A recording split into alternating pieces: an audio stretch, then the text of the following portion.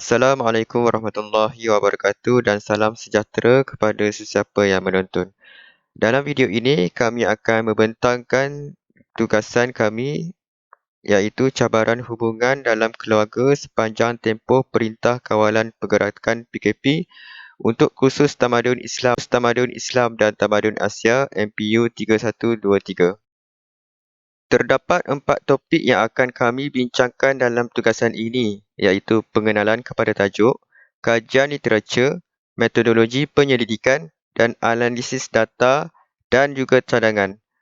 Keempat-empat topik ini akan kami bincangkan secara asing oleh setiap ahli kumpulan kami. Sekarang saya akan bercakap tentang pengenalan bagi tajuk kajian saya iaitu cabaran hubungan dalam keluarga sepanjang tempoh Perintah Kawalan Pergerakan PKP. Okey, selaras dengan pandemik yang berlaku di peringkat globalisasi ini, tajuk ini adalah sangat sesuai. Memang sesuai untuk dijadikan sebagai kajian kerana ia berkait rapat dengan khusus ini. Okey, seperti yang anda sedia maklum, tanggal Mac 18, 2020, Tan Sri Muhyiddin Yassin ini telah mengumumkan bahawa PKP dilaksanakan. PKP Perintah Kawalan Pergerakan. Okey, apa itu PKP? PKP ni maksud Sekatan Pergerakan di bawah Akta Pencegahan dan Pengawalan Penyakit Berjangkit 1988 dan Akta Polis 1967. Dan kenapa PKP ini dijalankan? PKP ini dijalankan adalah kerana untuk mengelakkan wabak 2019 NCOV ataupun dikenali sebagai COVID-19 untuk merebak. Okey, dengan berlangsungnya PKP ini, maka ada keluarga yang dapat pulang dan meluangkan masa bersama dengan ahli keluarga lain dan dapat menikmatinya. Ada juga yang tidak dapat pulang dan terpaksa tinggal berpisah di musim Perintah Kawalan Pergerakan ini. So, kajian ini dijalankan untuk mengenal pasti adakah terdapat cabaran-cabaran yang perlu ditempuhi oleh setiap keluarga sepanjang berlakunya tempoh kawalan pergerakan ini. Tapi yang pastinya memang terdapat cabaran-cabaran yang perlu dialami dan ditempuhi oleh setiap keluarga. Itu saja daripada saya. Sekian, wabillahi taufiq wal hidayah. Assalamualaikum warahmatullahi wabarakatuh. Setelah beberapa masa yang diperuntukkan untuk pengumpulan data daripada keratan-keratan akhbar digital dan juga artikel-artikel daripada laman sesawan yang dipercayai, didapati terdapat beberapa kajian hampir sama dengan tajuk yang telah dibuat sebelum ini. Karim, Haq, Anis dan Lufi 2020 dalam jurnal mereka yang bertajuk The Movement MCO for COVID-19 Crisis and its Impact on Tourism and Hospitality Sector in Malaysia. Antara tujuan kajian ini ialah untuk mengkaji kesan PKP terhadap kegiatan pelancongan dan hospitality di Malaysia.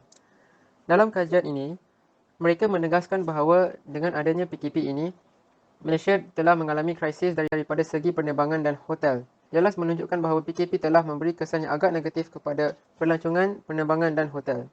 Selain itu, ada juga kajian yang telah dibuat daripada peringkat global. Mok Khalil dan Mok Khalil 2020 dalam jurnal mereka yang bertajuk Addressing Psychosocial Problems Associated with the COVID-19 Lockdown menerangkan mengenai masalah dengan penyakatan COVID-19 dari segi psikososial. Salah satu faktor yang memainkan peranan tersebut adalah cabaran dalam keluarga. Menurut mereka, walaupun sekatan yang dibuat ini memberi mereka peluang untuk mengeratkan hubungan antara keluarga, pada masa ini juga kes-kes keganasan rumah tangga semakin berleluasa.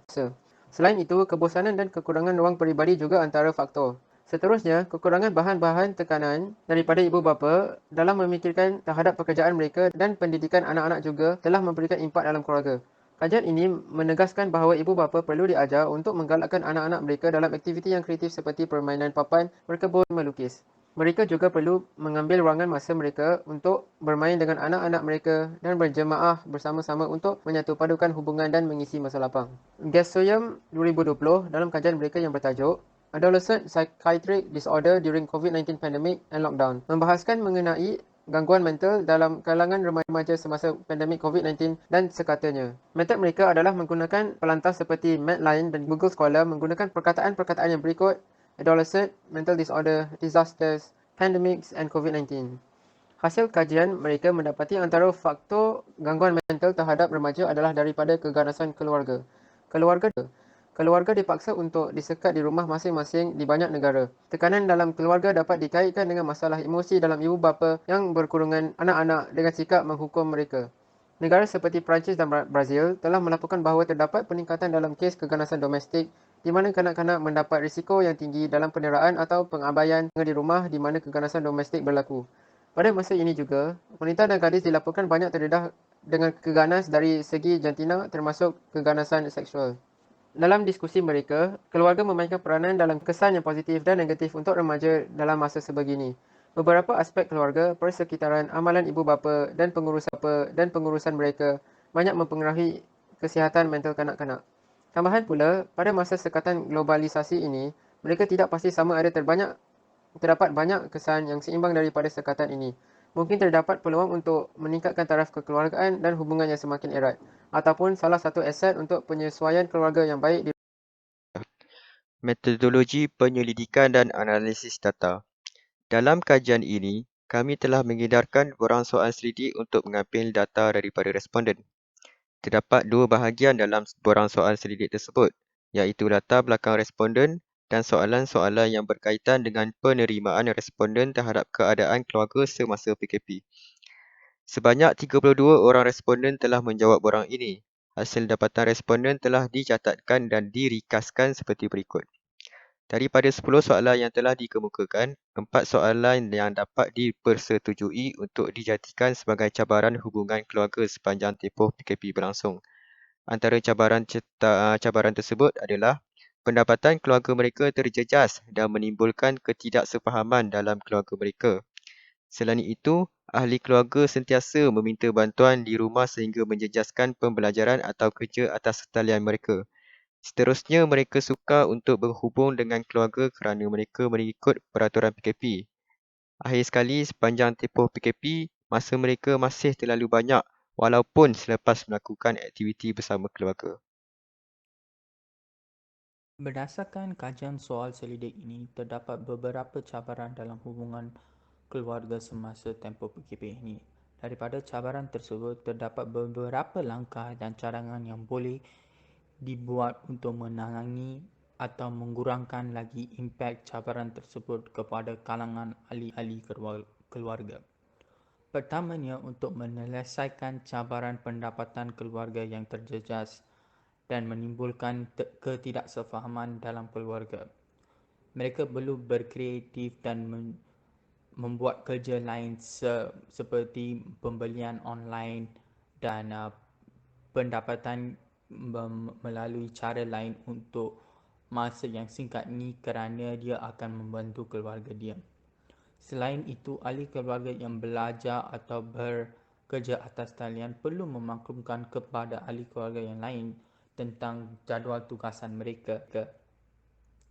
Ini akan meningkatkan kesefahaman antara keluarga kerana semua ahli keluarga boleh mengetahui jadual mereka yang mereka bekerja tu supaya tidak mengacaukan mereka semasa tu.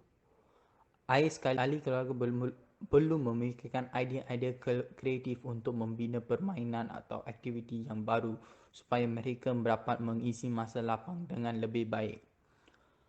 Aktiviti seperti berkebun, membasuh kereta, gotong royong dekat rumah, mengecat dinding, semua boleh dilakukan semasa waktu PKP ini. Kalau kita mengikuti langkah-langkah tersebut, hubungan antara ahli keluarga akan lebih erat semasa waktu PKP. Terima kasih. Dengan berakhirnya keempat-empat topik yang telah dibincangkan, maka kita dapat membuat kesimpulan berkenaan tajuk ini. Dengan langkah-langkah yang telah dibincangkan tadi, cabaran-cabaran tersebut dapat sesebuah keluarga tangani atau dikurangkan impaknya. Hubungan mereka juga dapat dieratkan dengan baik walaupun tempoh PKP masih berpanjangan. Semua pihak harus bersatu padu dan bekerjasama dalam memutuskan rangkaian COVID-19 ini dengan mematuhi Standard Operating Procedure ataupun SOP yang telah ditetapkan dengan duduk di rumah dan bersama dengan keluarga mereka. Jika kesemua pihak dapat memainkan peranan mereka, sudah tentunya Malaysia dapat dijadikan sebagai contoh di peringkat global sebagai negara yang maju dan disegani. Sekian, wassalamualaikum warahmatullahi wabarakatuh dan terima kasih kerana menonton.